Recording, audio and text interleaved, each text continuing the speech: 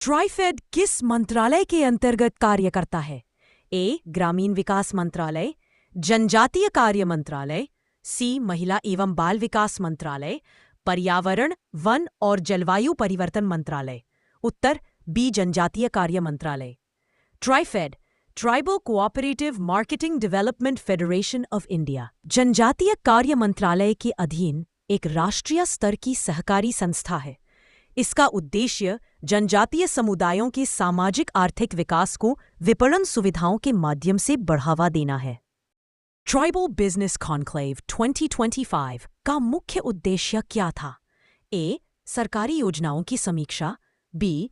जनजातीय समुदायों को उपभोक्ता नहीं बल्कि भारत की प्रगति के प्रेरक के रूप में प्रस्तुत करना, सी. केवल ट्राइफेड की बिक्री बढ़ाना, डी. विदेशी निवेश को बढ़ाना। उत्तर बी. जनजातीय समुदायों को उपभोक्ता नहीं बल्कि भारत की प्रगति के प्रेरक के रूप में प्रस्तुत करना।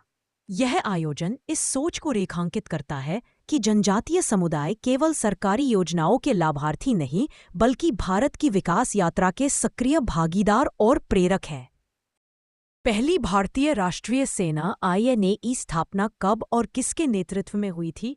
ए. 1941 सुभाष चंद्र बोस के नेतृत्व में, बी. 1942 कैप्टन मोहन सिंह के नेतृत्व में, सी. 1943 रास बिहारी बोस के नेतृत्व में, डी. 1944 कैप्टन लक्ष्मी सहगल के नेतृत्व में।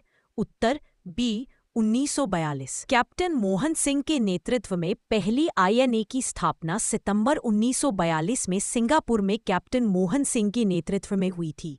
यह सेना लगभग 12,000 भारतीय युद्धबंदियों POWs से बनी थी जो जापानी सहायता से ब्रिटिश शासन से स्वतंत्रता प्राप्त करना चाहते थे।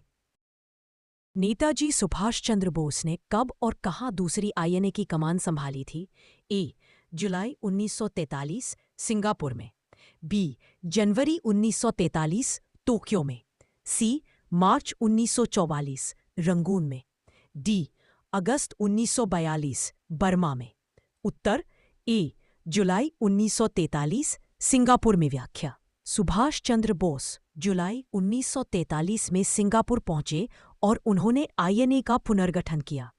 बोस ने इसे जापान समर्थित बल की बजाय एक पूर्णतः राष्ट्रवादी सेना के रूप में रूपांतरित किया।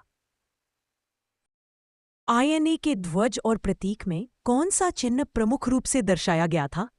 ए. चक्र, बी. उदयमान सूर्य, सी. गरजता बाघ, डी. अशोक स्तंभ। उत्तर सी. गरजता बाघ। INA के ध्वज पर एक उछलते हुए बाघ का चिन्ह था जो शक्ति और स्वतंत्रता के प्रतीक के रूप में प्रयुक्त हुआ। ग्रेट इंडियन बस्टर्ड गिब किस राज्य का राज्य पक्षी है? A. Gujarat, B. Maharashtra, C. Rajasthan, D. Karnataka. उत्तर C. Rajasthan great Indian bustard Rajasthan का राज्य पक्षी है और भारत के सबसे संकटग्रस्त पक्षियों में से एक है। इसका अधिकांश आवास राजस्थान के थार मरुस्थल क्षेत्र में पाया